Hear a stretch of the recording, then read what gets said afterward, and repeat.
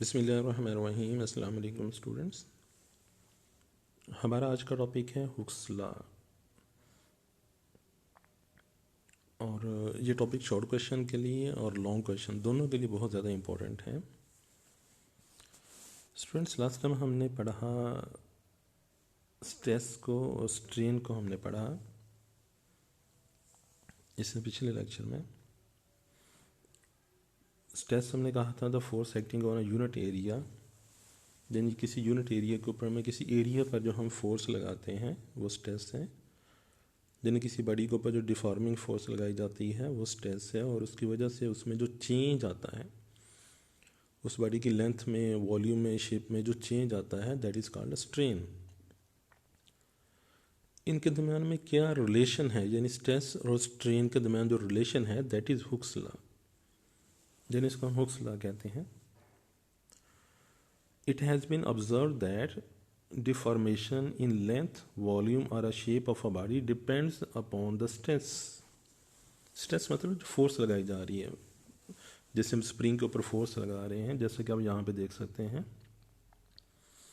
यानी स्प्रिंग के साथ हमने वेट हैंग किया है, मतलब कि हम स्प्रिंग के इस एरिया के ऊपर में जहाँ पर वेट हैंग किया है वहाँ पर हम फोर्स लगा रहे हैं, तो स्ट्रेस है। अब देखिए, अगर हम वेट कम डालेंगे यहाँ पर तो इसकी स्प्रिंग की लेंथ में जो इजाफा होगा वो कम होगा। अगर हम वेट को यहाँ पे इंक्रीज़ कर देते हैं तो स्प्रिंग की लेंथ भी इंक्रीज़ हो जाएगी।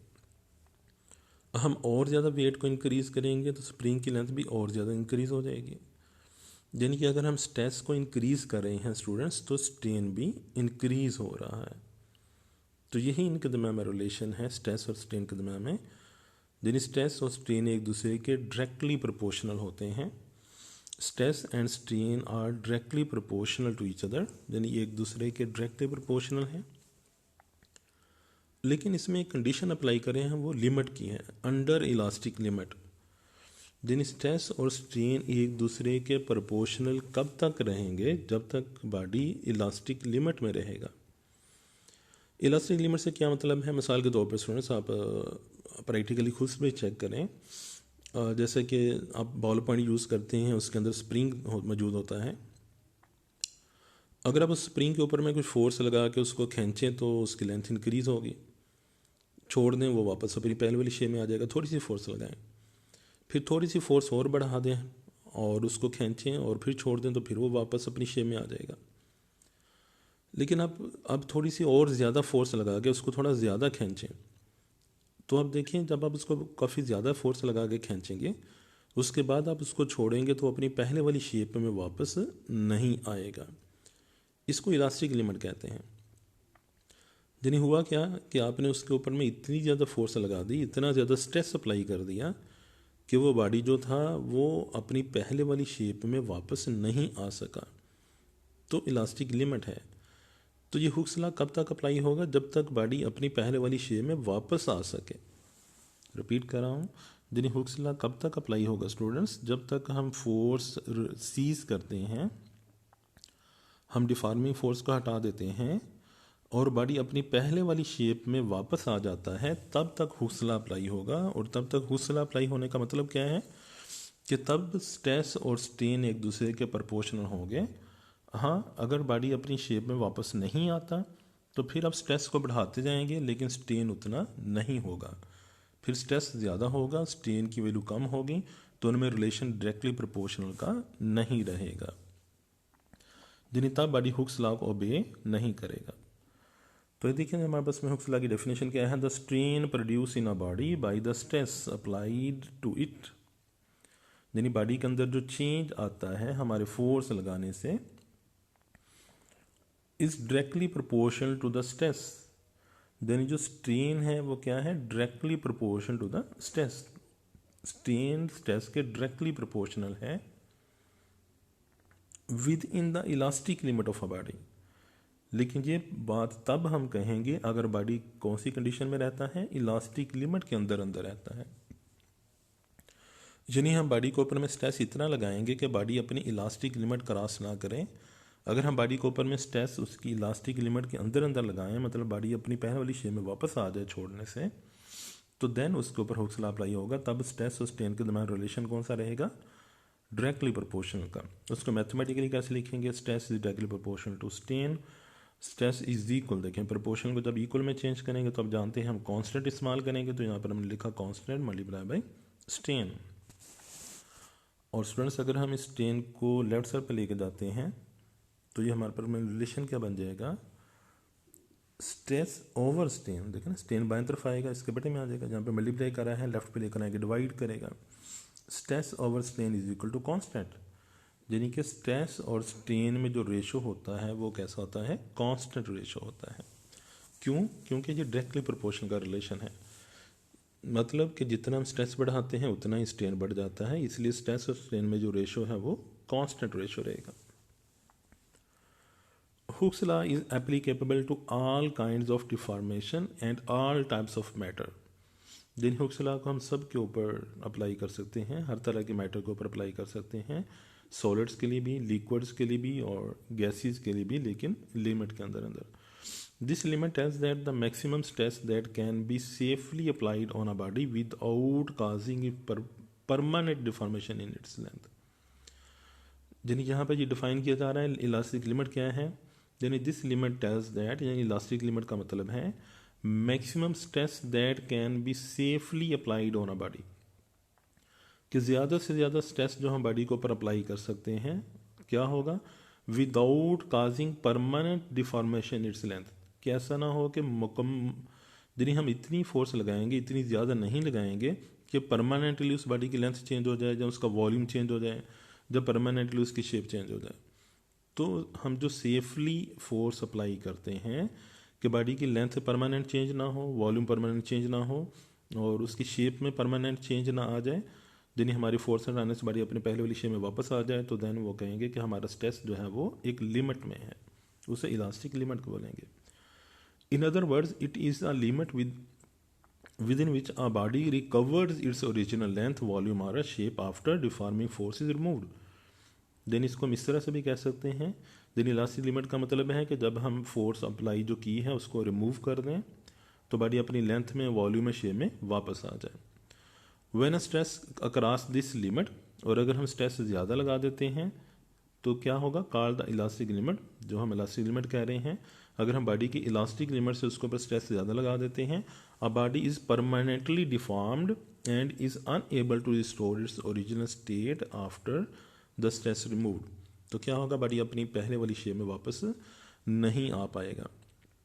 स्टूडेंट्स अब ग्राफ देख सकते हैं फोर्स के दरमियान और एक्सटेंशन, मतलब एक्सटेंशन मतलब change in length of a spring, यानी लेंथ जो स्प्रिंग की लेंथ में इजाफा हो रहा है, इनके दरमियान में रिलेशन देखें, जहाँ तक तो लाइन बिल्कुल स्ट्रेट चल रही है, इसका मतलब है कि स्ट्रेस और स्ट्रेन, फोर्स का मतलब है स्ट्रेस है और जो एक्सटेंशन है वो स्ट्रेन है, यानी स्ट्रेस और स्ट्रेन एक दूसरे के डायरेक्टली प्रोपोर्शनल है। इस वजह से ग्राफ की जो लाइन है बिल्कुल स्ट्रेट है, लेकिन उसके बाद अब देखें लाइन जो है कर्व्ड हो जाती है। अब जो कर्व्ड लाइन है इसका मतलब है कि स्ट्रेस और स्ट्रेन एक दूसरे के प्रोपोर्शनल नहीं रहते।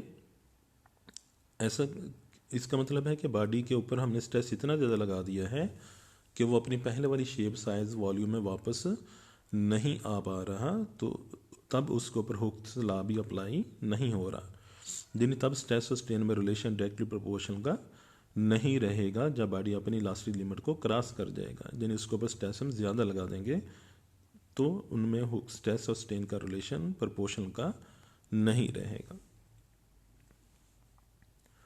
तो स्टूडेंट्स इसके साथ हम डिस्कस करते हैं इसका लास्ट टॉपिक हमारा Young's modulus. The ratio of a stress to a tensile strain is called Young's modulus. Then stress का और स्ट्रेन नहीं बल्कि टेंसाइल स्ट्रेन। देखिए ना लास्ट में जब हमने स्ट्रेन को पढ़ा था, उस लेक्चर को फिर से देखिएगा, प्रीवियस लेक्चर जो हमारा इससे पिछला लेक्चर था, हमने वहाँ पर टेंसाइल स्ट्रेन को डिफाइन किया था। हमने कहा था tensile strain is a ratio between change in length and original length, जिन्हें टेंसाइल लेंथ को कहते हैं ना, और स्ट्रेन जो चेंज आ रहा है, तो टेंसाइल स्ट्रेन जो लेंथ में चेंज आता है, जिन स्ट्रेस की वजह से जो बॉडी की लेंथ में चेंज आता है उसे टेंसाइल स्ट्रेन कहते हैं। जैसे हम स्प्रिंग के ऊपर फोर्स लगाते हैं उसकी लेंथ बढ़ जाती है। The ratio of a stress stress के दरमियान to the tensile strain is called Young's modulus. यानी स्ट्रेस और टेंसाइल स्ट्रेन के दरमियान जो रेशो है उसको यंग्स मॉडुलस कहा जा रहा है। तो इसको मैथमेटिकली स्टूडेंट्स हम कैसे लिखेंगे, जब चेक कर सकते हैं, यंग्स मॉडुलस का सिंबल आ गया वाई, यंग्स के लिए वाई। तो स्ट्रेस का रेशो किसके साथ में है, टेंसाइल स्ट्रेन के दरमियान। स्ट्रेस का रेशो किसके साथ में है, टेंसाइल स्ट्रेन के दरमियान में। तो इसको हम स्ट्रेस को अगर हम डिफाइन करें, लास्ट टाइम हमने स्ट्रेस की डेफिनेशन की थी कि स्ट्रेस क्या होता है, force per unit area. Stress को हमने पढ़ा था force acting on area, force acting on area. तो फोर्स का सिंबल हो गया एफ और एरिया का सिंबल हो गया ए। देन ये हमारे पास स्ट्रेस का फॉर्मूला है एफ ओवर ए। इस तरह से tensile strain change in length, change in length का मतलब है final length minus original length, कि पहले लंबाई क्या थी और आखिरी क्या होगी, उसका जो डिफरेंस लेंगे वो चेंज इन लेंथ होगा। मिसाल के तौर पर हम सपोज करें कि पहले स्प्रिंग की लेंथ थी 10 सेंटीमीटर, हमने फोर्स लगाया तो उसकी लेंथ होगी 12 सेंटीमीटर। तो कितना चेंज आया, 2 सेंटीमीटर का चेंज आया। तो वो हमें कैसे पता चलेगा, जब हम फाइनल लेंथ में से ओरिजिनल लेंथ को, यानी जो शुरू में लेंथ थी वो माइनस करेंगे तो चेंज पता चलेगा। तो ये चेंज इन लेंथ को यही लिखा गया है, एल का मतलब है फाइनल लेंथ है, एल ओ का मतलब है ओरिजिनल लेंथ।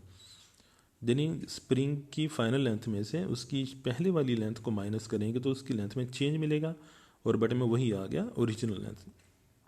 यानी ये रेशो होता है ना, टेंसाइल स्ट्रेन रेशो है चेंज इन लेंथ का और ओरिजिनल लेंथ का। तो ये चेंज इन लेंथ को अगर हम शॉर्टली लिखें तो लिखा जाएगा डेल्टा एल, जैसे हम एक्सेलरेशन वाले टॉपिक में delta we, change in velocity को डेल्टा वी लिखा था एक्सेलरेशन में सेकंड चैप्टर में। बिल्कुल उसी तरह से यहाँ पर हम लिख रहे हैं डेल्टा एल। यानी डेल्टा एल का मतलब है change in length of a spring divided by L O, original length of a spring. तो ये दोनों फार्मूले जो हमारे पास में हैं स्ट्रेस का और स्ट्रेन का, इसको हम यहाँ पे पुट कर देते हैं स्टूडेंट्स। देन इसको यंग्स मॉडुलस के फार्मूले में पुट करेंगे तो यंग्स मॉडुलस का फार्मूला हमारे पास में है stress over tensile strain. Stress की जगह पर आ जाएगा एफ ओवर ए, और टेंसाइल स्ट्रेन बटे में है, जब इसको बटे के ऊपर लेके जाएंगे तो उल्ट जाएगा। रिपीट कर रहा हूँ, स्ट्रेस तो आ गया ना फोर्स ओवर एरिया, लेकिन टेंसाइल स्ट्रेन बटे में है। बटे में इसकी वैल्यू जब हम पुट करेंगे और इसको जब बटे के ऊपर लेके जाएंगे तो वैल्यू फ्रैक्शन उल्ट जाएगी। तो देखिए एल ओ बटे के ऊपर चला जाएगा और डेल्टा एल बटे में आ जाएगा। इन दोनों को मल्टीप्लाई करेंगे तो बन जाएगा, दिन बटे के ऊपर रकमों को मल्टीप्लाई करेंगे एफ एल ओ बन जाएगा और बटे में आ जाएगा ए डेल्टा एल। तो ये यंग्स मॉडुलस का हमारे पास फार्मूला बन गया students, F L O over A delta L. अगर हम इसके यूनिट की बात करें स्टूडेंट्स तो फोर्स का यूनिट होता है न्यूटन, लेंथ का आ जाएगा मीटर, बटे में आ जाएगा स्क्वायर मीटर और फिर लेंथ का आ जाएगा मीटर। यानी ये लेंथ का मीटर और ये लेंथ का मीटर आपस में कैंसिल हो जाएंगे, लेंथ का मीटर और ये लेंथ का मीटर दोनों आपस में कैंसिल हो जाएंगे। बाकी रह जाएगा फोर्स का न्यूटन और बटे में एरिया का स्क्वायर मीटर, यानी न्यूटन पर स्क्वायर मीटर। तो यहाँ पर यूनिट इसका आ जाएगा न्यूटन पर स्क्वायर मीटर, न्यूटन पर स्क्वायर मीटर। तो स्टूडेंट्स आपने नोट किया यहाँ पर 3 यूनिट बिल्कुल एक जैसे मिले हमें। इस चैप्टर में हमने प्रेशर की बात की, उसका यूनिट भी था न्यूटन पर स्क्वायर मीटर। फिर हमने स्ट्रेस की बात की, उसका भी यूनिट था न्यूटन पर स्क्वायर मीटर। और आज यंग्स मॉडुलस में भी आपने नोट किया कि इसका यूनिट है न्यूटन पर स्क्वायर मीटर। और इसके साथ साथ में स्टूडेंट्स आपने ये टेबल जो है ये सारे का सारा याद करना है यंग्स मॉडुलस का, कि कौन सा मटेरियल है और उसके लिए यंग्स मॉडुलस की वैल्यू कितनी होती है। यानी स्ट्रेस लगाने से उसकी लेंथ में कितना चेंज आता है, ये जो रेशो है वो उसने हमें कैलकुलेट करके टेबल में दिया हुआ है, ये आपको याद करना है। पूरे का पूरा टेबल अच्छी तरह से याद करना है। देखिए इसको पढ़ेंगे कैसे, जिन्हें एल्युमिनियम का यंग्स मॉडुलस है 70, लेकिन अकेला 70 नहीं, ज़रा गौर करें, ये ऊपर कॉमन लिखा है 10 की पावर 9 और साथ यूनिट लिखा है न्यूटन पर स्क्वायर मीटर। दिन ये हर वैल्यू के साथ लिखा जाएगा। मैं इसको थोड़ा जूम करके आपको दिखाता हूँ स्टूडेंट्स जी, यहाँ पर आप नोट कर सकते हैं। दिन हमारे पास लिखा हुआ है एल्युमिनियम जो है उसका यंग्स मॉडुलस कितना है 70, इसके साथ लिखा जाएगा मल्टीप्लाई बाय 10⁹ न्यूटन पर स्क्वायर मीटर। इस तरह से ब्रास का कितना है 91 क्रॉस 10 की पावर 9 न्यूटन पर स्क्वायर मीटर। कॉपर का है 110 क्रॉस 10 की पावर 9 न्यूटन पर स्क्वायर मीटर। यानी ये 10 की पावर 9 न्यूटन पर स्क्वायर मीटर ये सभी वैल्यूज़ के साथ लिखा जाएगा।